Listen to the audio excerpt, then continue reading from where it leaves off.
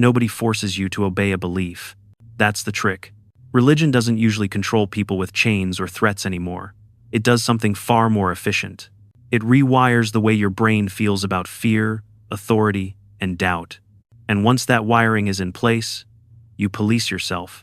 You feel guilty for questioning, ashamed for doubting, afraid of your own thoughts. But here's the uncomfortable truth most people never hear. Religion doesn't survive because it's true. It survives because it understands human psychology better than we do. And once you see how the trick works, it can never work on you the same way again. The oldest control system ever built. Religion didn't begin as deception or control in the way we think of it today. It began as a solution to terror. Early humans lived surrounded by danger they couldn't explain.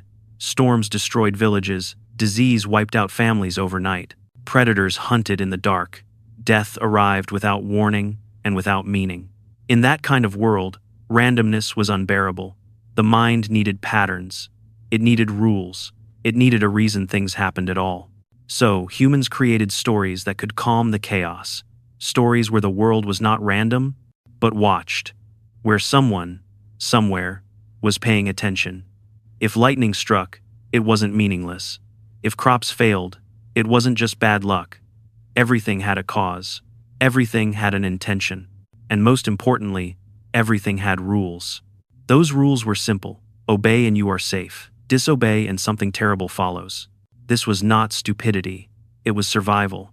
When you believe a higher force is watching, you act carefully. When you think breaking rules invites disaster, you fall in line. In small tribes, obedience kept groups together. Shared beliefs reduced conflict. Following the same story meant knowing who belonged and who didn't. And belonging was life itself. Your brain was shaped in that environment, not to challenge these stories, but to absorb them, to feel comfort when rules were followed, and anxiety when they were questioned. Disobedience was not an abstract moral failure. It had real consequences. If you defied the group, you could be cast out. Alone meant starvation. Alone meant exposure. Alone meant death. That wiring never left. It sank deep into human psychology. Even now, your nervous system reacts to disobedience as if exile is still waiting just outside the firelight. The body tenses. The mind hesitates. Fear rises before logic ever arrives. Here is the disturbing part. The modern world no longer carries those ancient dangers. Questioning a belief does not summon predators or famine, yet your brain cannot tell the difference. It reacts as if the threat is still real. And that gap between reality and instinct is where religion's power quietly takes hold. Fear first, logic later. Religion rarely opens with warmth or reassurance. It opens with a warning. Before you are told how to live, you are told what to fear. Not always loudly, not always violently, but persistently. Fear of punishment after death. Fear of being judged by an unseen authority. Fear that you are never truly alone, even inside your own mind. Fear changes how the brain works. This is not philosophy. It is biology. When fear is activated, the brain shifts into survival mode. Curiosity drops. Exploration feels reckless. The mind stops asking whether something makes sense and starts asking how to avoid harm. Truth becomes secondary to safety. That is why fear-based belief systems are so effective. They do not need to convince you.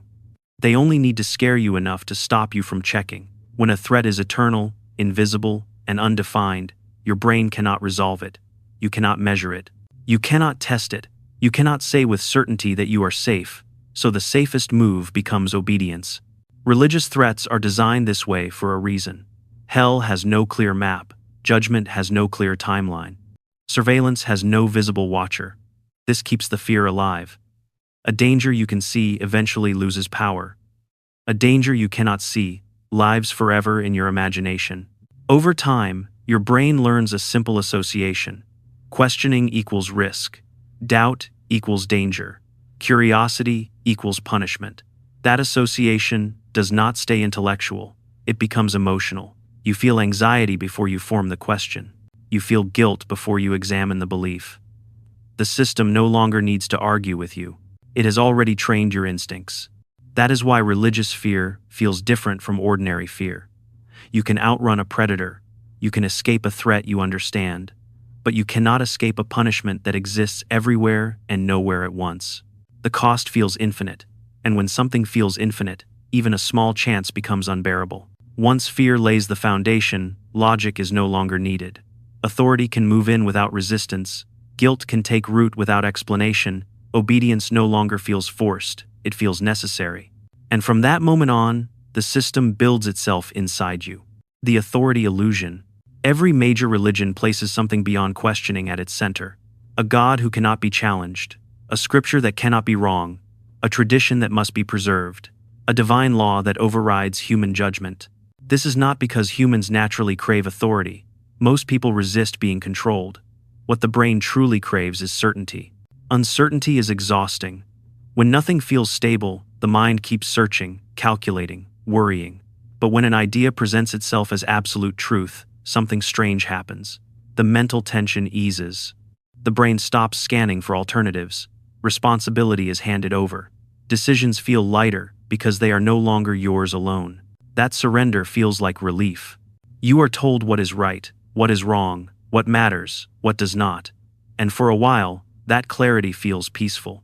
You no longer have to wrestle with moral ambiguity or uncomfortable questions. The answers already exist. Your only task is to follow them. But that comfort carries a hidden cost. When authority is treated as sacred, disagreement stops being intellectual. It becomes moral. Questioning is no longer curiosity. It is defiance. And defiance is reframed as corruption, arrogance, or evil. You are not debating ideas anymore. You are challenging something that claims to sit above reality itself. That shift is subtle, but devastating. Once authority becomes untouchable, thinking turns risky. Not because your questions are weak, but because the system cannot survive them. So it reframes doubt as disrespect, skepticism as betrayal, independent thought as pride. Your brain absorbs this lesson quietly. It learns that safety comes from alignment, not understanding. That peace comes from agreement, not examination. So, you begin to hesitate before forming certain thoughts. You soften questions before they fully emerge. You censor yourself internally long before anyone else needs to. And the illusion completes itself. The authority no longer needs to silence you. You do it for them. You feel uneasy when ideas clash with doctrine. You feel tension when logic pulls against belief. That discomfort is not truth speaking. It is conditioning, responding. This is not an accident of history. It is psychological architecture, a system designed to replace inquiry with submission, not through force, but through relief. Because the easiest way to control a mind is not to dominate it, but to convince it that obedience feels safer than thinking. Guilt, the perfect leash. Fear can control what you do, but guilt controls who you believe you are. And identity is far more powerful than behavior. Religion understands this deeply. It does not stop at giving commands. It goes further and defines the self. You are told you are flawed at your core, that something inside you is broken, that without guidance, correction, and forgiveness, you are unworthy. This framing changes everything. When rules are external, you can resist them. When judgment becomes internal, resistance feels like self-betrayal. Guilt works because it does not wait for punishment. It creates its own. You become both the prisoner and the guard. You start apologizing for things that never happened, thoughts you never acted on, questions you never spoke out loud. A moment of curiosity triggers shame before it even reaches language. The mind learns to shut doors quietly, without force, without instruction. This is why guilt is so effective. No one needs to watch you. No one needs to threaten you. The system lives inside your conscience, monitoring, correcting, punishing. Obedience stops being something you choose. It becomes something you feel. And the most unsettling part is this. The people most affected by guilt are often the most sincere, the most compassionate, the ones who genuinely want to be good. Guilt attaches itself to morality like a parasite. The more you care about doing the right thing, the more leverage it has over you. You begin measuring your worth against impossible standards. When you fall short, even slightly, the failure feels personal, not human, but moral. And instead of questioning the rules, you question yourself. Over time, this reshapes identity. You no longer ask whether a belief is reasonable. You ask whether you deserve to doubt it. You no longer wonder if a rule is just. You wonder if your discomfort proves your weakness. That is when obedience becomes effortless. There are no guards, No visible chains, no explicit threats, just an internal voice trained to keep you in line. The quiet tragedy is that guilt does not target the cruel or the careless. It targets the conscientious. And once it takes hold, the system no longer needs fear to survive. You carry it willingly, believing it is virtue, when in reality, it is the leash. The community trap. Humans do not fear hell as much as they fear being cast out. Long before ideas of the afterlife took shape, survival depended on the group. To belong meant protection, shared resources, and safety. To be excluded meant vulnerability. That ancient fear never disappeared, it simply changed forms. Religion understands this instinct perfectly. It offers belonging, but not freely. Belonging is conditional. Agreement is rewarded with warmth, trust, and inclusion.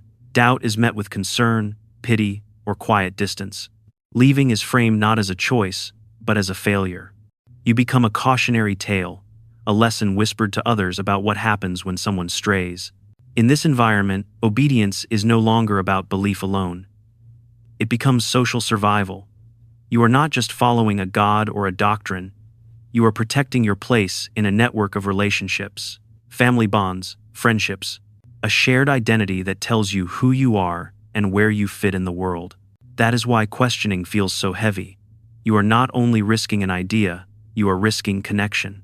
A raised eyebrow from a parent, a silence from a friend, a subtle shift in how you are treated.